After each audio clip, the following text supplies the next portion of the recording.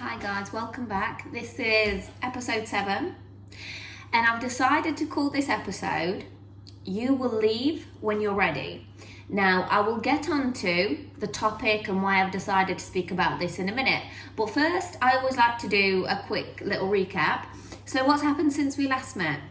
Obviously the last time we met was episode 6 and I did the whole why can't we marry who we want. The response off of the back of that was brilliant. I appreciate every single sweet, lovely message and comment that you guys send, and I mean that from the bottom of my heart. I don't like, you probably won't ever truly understand how much I appreciate that, and you know, them kind of messages are good motivation for a person like myself. So thank you from my heart to yours so much for all of your sweet, beautiful messages and comments. Thank you. So yeah, let me get into today's. Now, I said before that I am an active TikTok user. I love TikTok. I love making TikToks. I love going through the comments. And a video came up on my For You page the other day, and it was about how a girl has left a domestic violence relationship. So I went to the comments and there was a girl who had commented and she wrote, I don't know when I'm going to have the strength to leave, but I feel so bad that I have wasted all of my 20s in this abusive relationship. Now this is something that I relate to with my whole heart, and it struck a chord with me. So I thought I am going to make episode 7 about that. Now, first of all, I just want you to know, when I make these YouTubes, like, I haven't just decided to slap my phone there, put on a light and just start talking what comes from the top of my head. Absolutely not. When I speak to you, I speak from my heart. I share my personal stories with you, things that I have been through and things that I have overcome. I do that so that you may find comfort in that.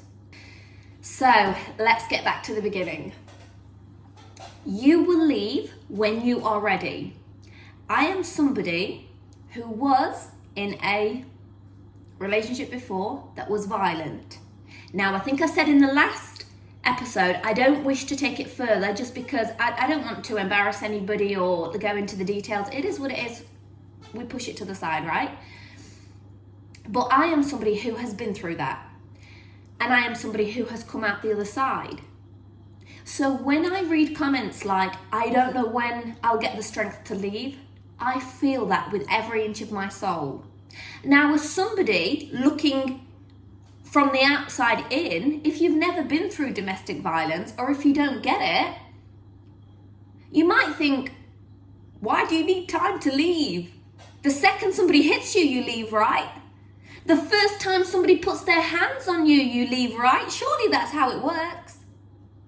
No, it's not that easy. And I had friends as well who would say the same to me. They'd be like, just get your stuff and go. Like, what are you, like, I can't believe you're even staying there. You're mad. And I understand that. I get it.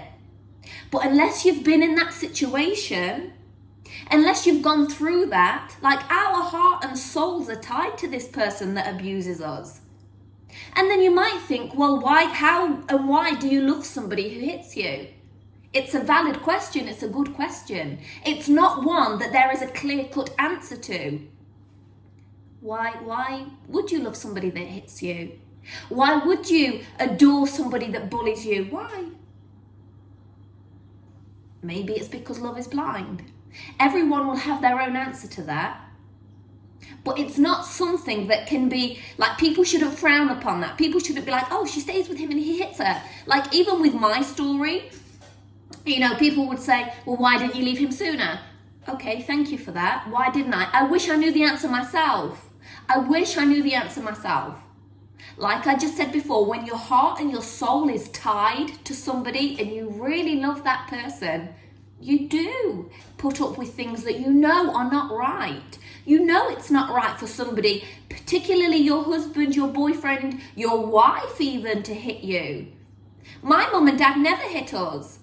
Never. So when you get married to someone that does it, it's like, okay. Like it's deep, and it takes a lot of understanding. I just wanted to relay some personal little stories to you. There were many times that I thought about leaving, many times. Now, when we started this relationship, I was at university studying to be a doctor of psychology. Now, at the same time, I was going through all of this trauma at home. So I couldn't continue my studies. I couldn't. If you are studying to be a doctor, you need peace, you need harmony. It's not something light, it's not easy work. It's tense, it's in depth. You need your wits about you need your brain about you. You can't have been up all night arguing and had a few slaps here and there, and then go to uni in the morning and start working out standard deviation and equations that are longer than my arm. It doesn't work like that. So I decided to leave university because I chose my relationship over my studies. I regret that a lot now, because look, in Islam, we don't say what if, because we believe that what if comes from like the devil and like shaitan and stuff like that. So I try not to go down that route, but I do regret that. I really do. So from leaving university, I was just at home. That was it. At home, doing nothing. I wasn't really allowed to go outside. Definitely not with friends. I'd be allowed to go to the shops and stuff like that, but like to hang out with friends, or not even to hang out, just to like, I don't know, you might want to go and grab a coffee, right? No, it doesn't happen with your friends. So I had gone from studying to be a doctor to just sitting at home, waiting all day, nothing, pottering around in the house. Now that might be other people's lifestyle choices, which I respect. It's not mine. I am incredibly intelligent, I am incredibly dedicated, I am incredibly focused. There is nothing that I couldn't do academically. Even outside of academia, there's not a lot that I couldn't do because I have that brain on me. My brain is very active, it always needs to be doing something. So when you've got a person like that that's now just sitting at home, like, okay, where do we go from here? No, I stayed like that for like a good year or so. Now, in our relationship, I was always to and fro, in and out, back at my mum's, back at the house. It's over, it's on, it's over, it's on. And there was one time that I went back to my mum's house.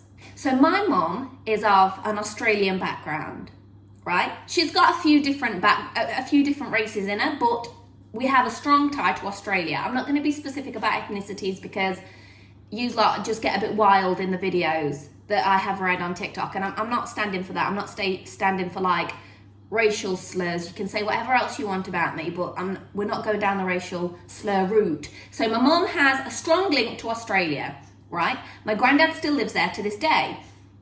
My mum came to live in England with my grandma when she was 9 years old.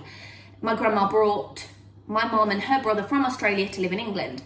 And my granddad is an extremely wealthy man, bless him. He spent all his life working in Australia, and he's built 2 brilliant businesses for himself. He's a very wealthy man, that's all I'll say. But he doesn't have anyone in Australia to like leave it to. He's my granddad, he's old. So he said to my mom, look, send Tarina over here. I will apply for her visa. I will teach her the business, and when I die, I will leave it to her.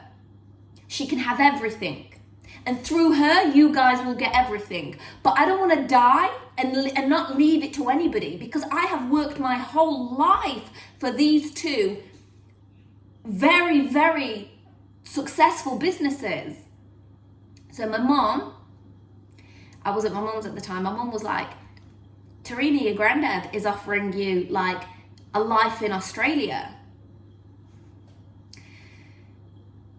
And I said, well, what do you think? And my mum was like, I think it's a great opportunity. My mum loves Australia. She's like, you're gonna love it there. It's you, the vibe is you, everything is you. My mum is a big fan of Australia. It's her place, obviously she is. And I was like, really? My dad was like, I think it would be a good opportunity for you. It's a fresh start, you know, obviously with the relationship as well on the other side. So I was umming and ahhing. I was like, oh my God, what do I do? Do I? Don't I? Do I? Don't I? So I said, right, I'm going to go. But I wanted to do the final goodbye with the person that I was in a relationship with. So we arranged to meet at McDonald's. I thought, let's do it in a public place. I don't want to be in the house in case it gets violent. So we went to McDonald's. We ordered food, whatever, and the food's on them trays, you know, the McDonald's trays. So I basically said, look, are you okay? And I think he thought that I had come there to make things up because I had been staying at my mum's for like a week or two. And I said, look, my granddad's provided me with an opportunity and I think I'm going to take it. I'm going to go and live in Australia, and this is where our relationship ends here. My hand on my heart, as God is my witness. He just stood up. He got the, the tray from McDonald's, and he flung it all over me, and he stormed out. I was wearing strawberry milkshake. And I just want to take the time to thank the staff that were working at McDonald's that day. This happened many years ago, but if you remember the girl that was crying in McDonald's, my God, why do I feel like I'm going to cry? I'm not going to cry. If you remember the girl that was in McDonald's, covered in strawberry milkshake, it's probably happened a lot of times, and you helped me clean myself up, I am that girl. Thank you. Thank you for helping me. So from there, I didn't go to Australia. I was presented with a life-changing opportunity, and I didn't go. I chose my heart over my head. What do you do in them situations? Do you choose your heart or do you choose your head? Do you choose this person that's horrible and not good for you and you know that? Or do you choose your head?